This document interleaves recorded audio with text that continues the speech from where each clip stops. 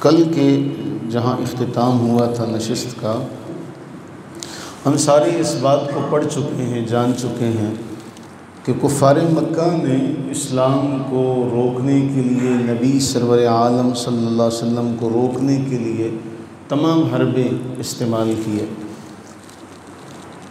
جب وہ حضرت سیدنا ابو طالب سے مایوس ہو گئے کہ یہ اب ہماری بات نہیں سنتے، تو انہوں نے خود نبی صلی اللہ علیہ وسلم سے رابطہ کیا، اور وہ بھی ایک واقعہ بڑا اہم ہے جو اصحاب سیر نے نقل کیا۔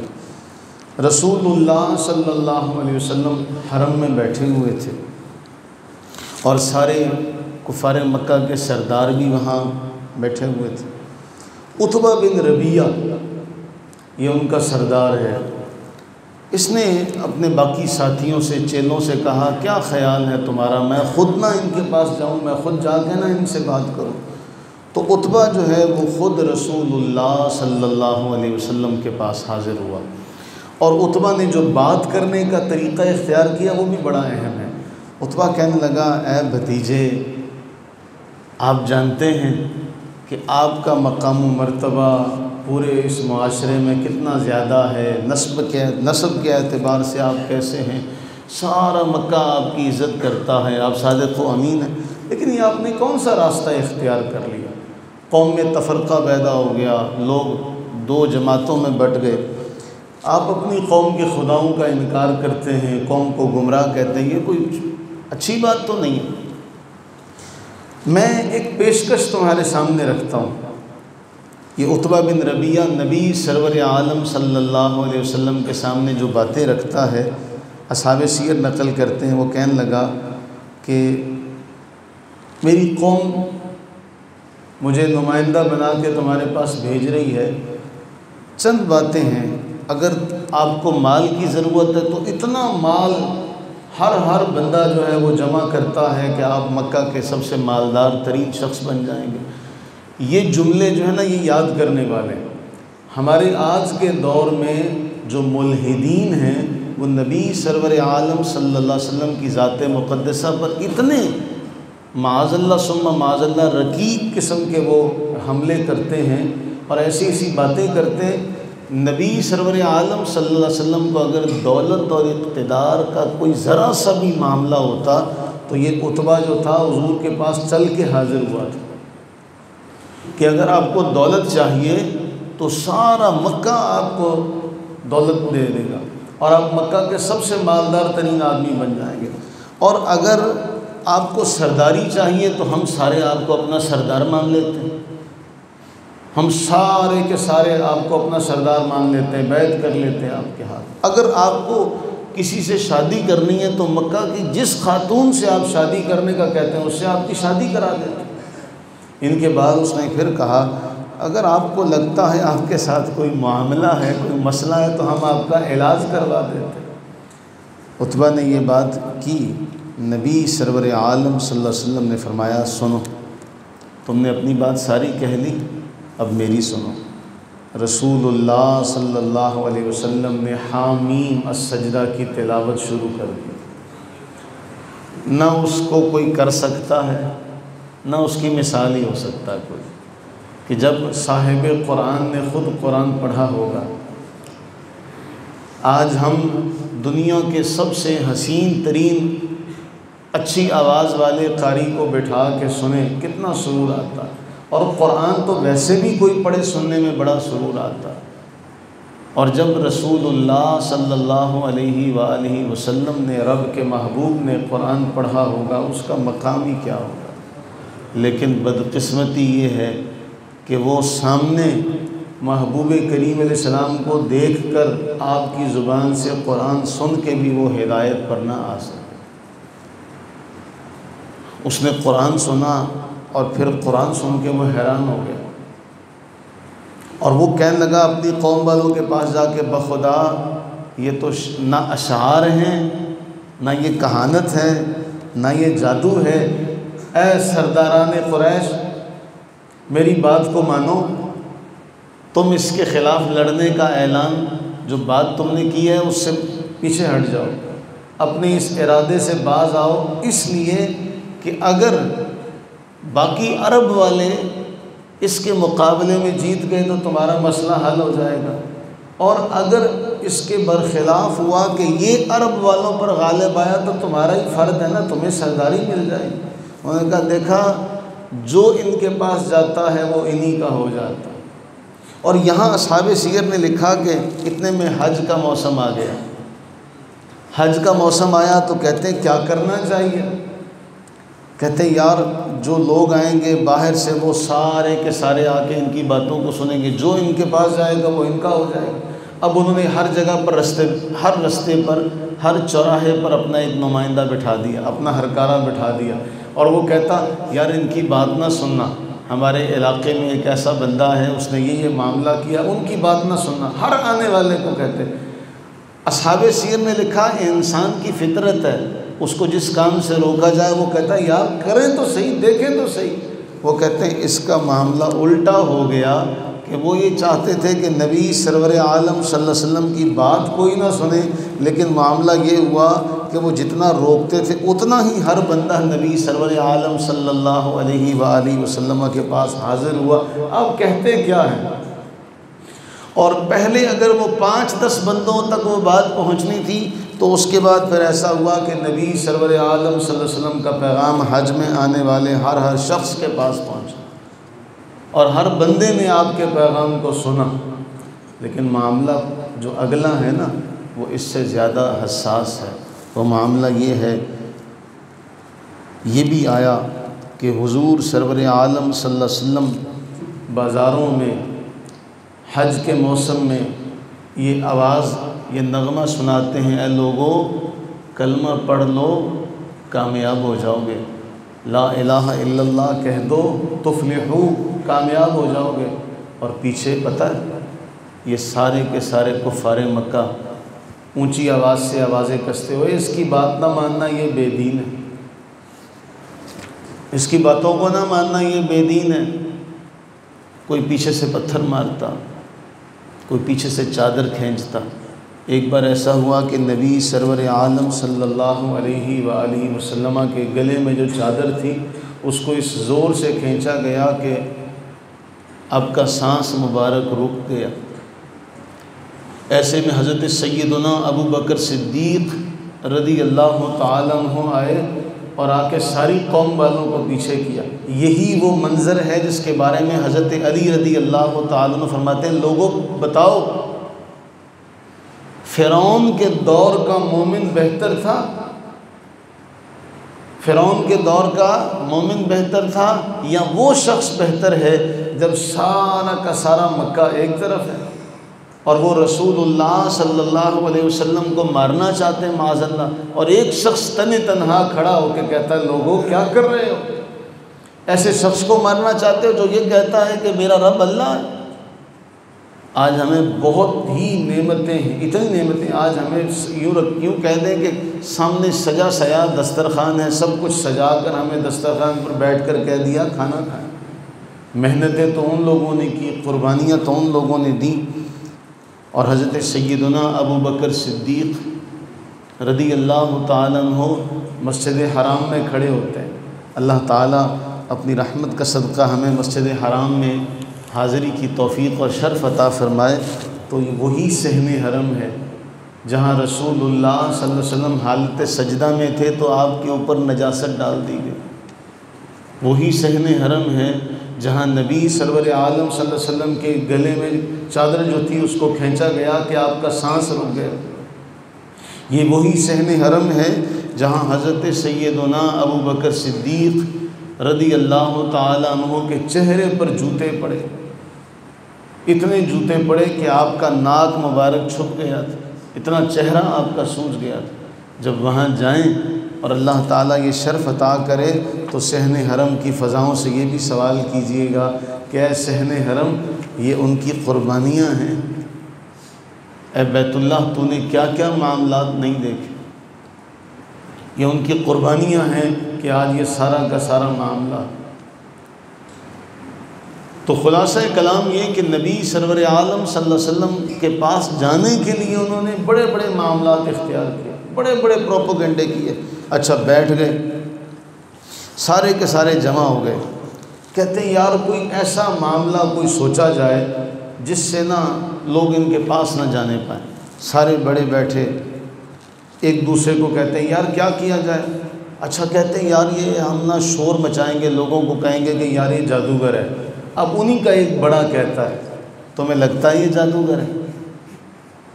تمہیں لگتا ہے یہ جادوگر ہے؟ جادوگر ایسے ہوتے ہیں، ان کی طرح یہ منتر وغیرہ پڑھتا ہے؟ اور کوئی بہانہ، اچھا ہم کہیں گے یہ کاہن ہے، تمہیں لگتا ہے یہ کاہن ہے؟ یہ ان جیسی گول مول باتیں کرتا ہے۔ اچھا پھر کیا کہیں؟ یار ہم کہتے ہیں کہ پاگل ہے، تمہیں لگتا ہے یہ پاگل ہے؟ یہ خود آپس میں بیٹھے باتیں کر رہے ہیں۔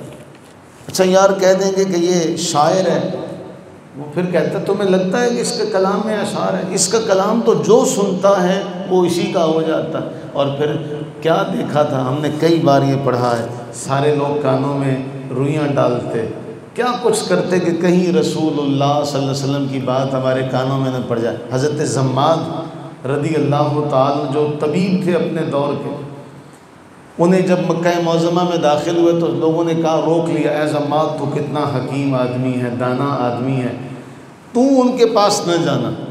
تو حضرت زماد کہتے ہیں میں ان کی باتوں میں آ گیا تو میں نے کانوں میں روئیاں ڈال لی، میں بھی حرم میں طواف کر رہا ہوں، رسول اللہ علیہ الصلوۃ والتسلیم بھی وہاں موجود ہے آس پاس، تو میں نے کہا یار میں کوئی عام آدمی ہوں، میں کوئی معمولی آدمی ہوں، کیوں نہ میں روئی نکال کے سنوں تو صحیح، اگر کوئی بات ہوگی ماننے والی تو مان لوں گا، نہ ماننے والی ہوئی تو نہ مانوں گا۔ رسول اللہ علیہ السلام کے پاس حاضر ہوا، حاضر ہو کے کہنے لگا میں نے سنا ہے آپ کے ساتھ کوئی مسئلہ ہے، آپ کی قوم کہتی ہے آپ کے ساتھ کوئی معاملہ اور مسئلہ ہے۔ رسول اللہ صلی اللہ علیہ وسلم نے خطبے کے چند کلمات ارشاد فرمائے تھے، وہ چند کلمات ہمارے ہاں ہر خطیب جو ہے وہ اپنے خطبے سے پہلے اللہ کی تعریف و توصیف کرتا ہے، لیکن ایک تعریف و توصیف آمنہ کے لال نے کی تھی۔ حضرت زماد نے سن کے کہا جی کلمہ پڑھا لیں۔ وہ کسی سیدی اعلیٰ حضرت نے اسی معاملے پر کہا تھا عقل ہوتی تو خدا سے نہ لڑائی لیتے، عقل ہوتی تو خدا سے نہ لڑائی لیتے، یہ گھٹائیں اسے منظور بڑھانا تیرا، ورفعنا لک ذکرک کا ہے سایہ تجھ پر، بول بالا ہے تیرا، ذکر ہے اونچا تیرا۔ اور پھر فرماتے ہیں مٹ گئے مٹتے ہیں مٹ جائیں گے اعداء تیرے، نہ مٹا ہے نہ مٹے گا کبھی چرچا تیرا، تو گھٹائے سے کسی کے نہ گھٹا ہے نہ گھٹے، جب بڑھائے تجھے اللہ تعالی تیرا۔ انہوں نے ہر حربہ استعمال کیا تھا کہ روکا جائے، لیکن ہر چال ان کے گلے الٹی پڑی۔ جب نبی سرور عالم صلی اللہ علیہ وسلم پر ان کا زور نہ چلا تو پھر انہوں نے اصحاب پر وہ ظلم و ستم کے پہاڑ توڑے کہ الامان والحفیظ، ہر پر انہوں نے ہر حربہ اختیار کیا۔ حضرت ابو فکیہہ صفوان بن امیہ کے غلام تھے، شدید گرمی میں دوپہر کا وقت گرم پتھروں پر لٹا کر سینے کے اوپر اتنا بھاری پتھر رکھا ہوا تھا کہ زبان باہر نکلی ہوئی تھی، اور پتہ آگے سے کیا کہتے ہیں کھڑے ہوئے، اس کے اوپر اور ظلم کرو، اس کے اوپر اور عذاب کرو۔ ایک کمزور جان، گرمی کا موسم، پتھر کے اوپر لٹا کے اوپر پتھر رکھا ہوگا، آپ اندازہ کریں صرف اس بات کی سزا ہے کہ تم نے کلمہ کیوں پڑھا، اور آگے سے کہا جاتا ہے اور عذاب میں اضافہ کرو۔ حضرت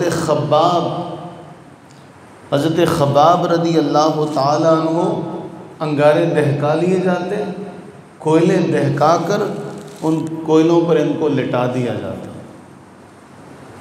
کوئلوں پر لٹا دیا جاتا، جسم جلتا۔ ذرا تصور تو کریں، ہمیں تو ایک سوئی لگ جائے برداشت نہیں ہوتا، کیا منظر ہوں گے وہ کہ جب کوئلوں پر لٹا کے انہیں کہا جاتا ہے ساتھ چھوڑتے ہو ان کا، ساتھ چھوڑتے ہو ان کا۔ اور کبھی ان کی مالکن کیا کرتی، لوہے کی سلاخیں گرم کر کے وہ ان کے سر کے اوپر رکھتی۔ یہ حضرت خباب ہیں، اور جب نبی سرور عالم صلی اللہ علیہ وسلم کے پاس جا کے عرض کرتے کہ یا رسول اللہ صلی اللہ علیہ وسلم ہمارے لیے دعا کر دیں اتنی تکلیف کے بعد، تو اللہ کے نبی علیہ السلام نے پتہ کیا فرمایا؟ ام حسبتم ان تدخلوا الجنہ ولما یاتکم مثل الذین خلوا من قبلکم مستهم البأساء والضراء وزلزلوا حتى يقول الرسول والذين آمنوا معه متى نصر اللہ۔ تم نے کیا گمان کر لیا یوں ہی جنت میں چلے جاؤ گے؟ اتنی تکلیف کے بعد بھی اگر رسول اللہ علیہ السلام سے جا کے عرض کرتے ہیں اے اللہ کے نبی ہمارے لیے دعا کریں، تو حضور فرماتے ہیں تم نے کیا سمجھا جنت میں یوں ہی چلے جاؤ گے، جنت یوں ہی مل جائے گی؟ اگر ان کے بارے حضور فرما رہے ہیں کہ تم جنت میں یوں ہی چلے جاؤ گے، تو میں اور آپ کہاں ہیں پھر؟ میں اور آپ کہاں ہیں؟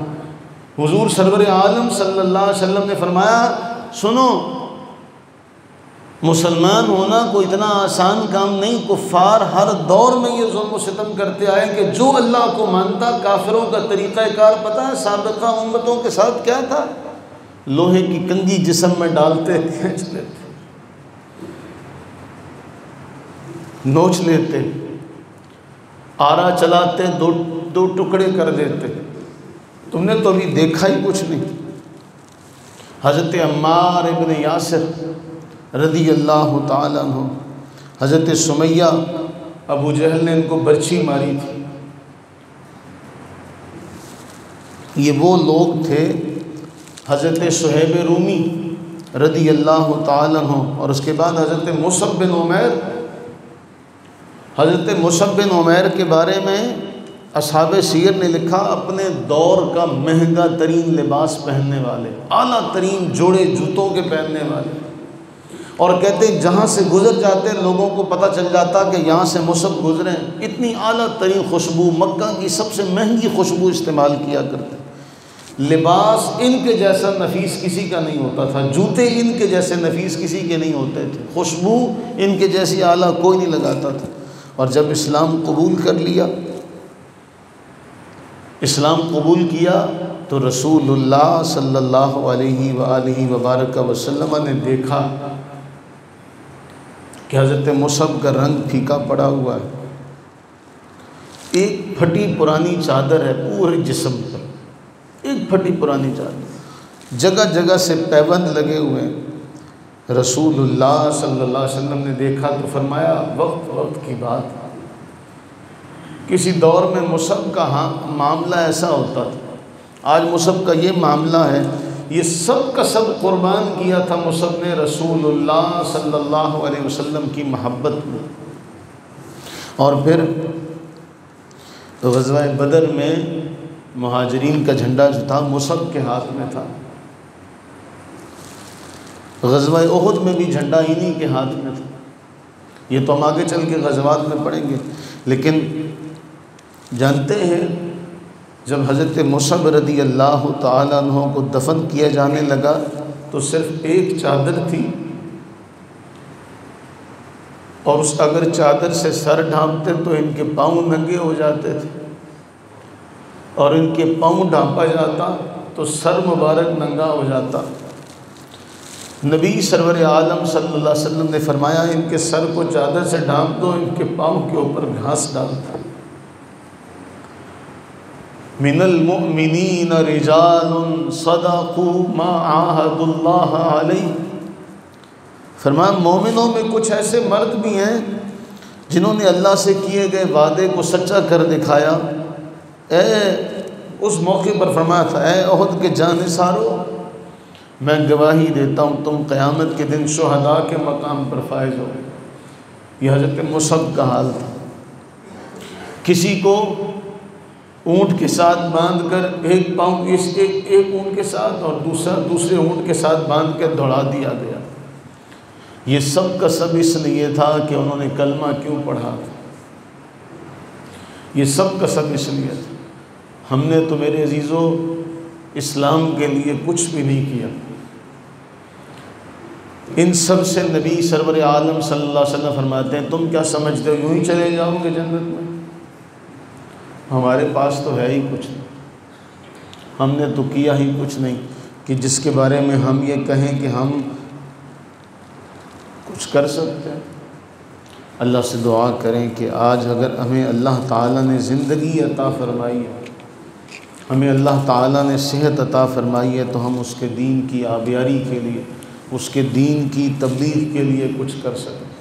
آج یہ فضائل بیان کرنا بڑا معاملہ آسان ہے، لوگوں کو جمع کیا جائے، چند ایک نعرے لگوائے جائیں اور گھروں میں جا کے بس ہم نے دین کا کام کر لیا۔ دین کا کام ایسے نہیں ہوتا، دین کا کام قربانیاں مانگتا ہے۔ اللہ سے یہ دعا کریں کہ اللہ تعالیٰ قیامت کے دن ہمیں ان کے سامنے شرمساری کا کہیں ہمارے ساتھ معاملہ نہ کر لے۔ یہ نہ ہو کہ ہم ان کے سامنے شرمندہ ہوں کہ ہم دین کے لیے کیا کر کے جا رہے ہیں، اصل تو انہوں نے کیا جو کچھ کیا۔ اللہ تعالیٰ ہمیں اپنی تمام مساعی، تمام کوششیں بروئے کار لانے کی توفیق و ہمت عطا فرمائے، اور اللہ تعالیٰ ان تمام لوگوں کے درجات میں بلندیاں، رفعتیں عطا فرمائے، اور ان کے ہمیں قیامت میں ان کا ساتھ عطا فرمائے۔ آمین ثم آمین۔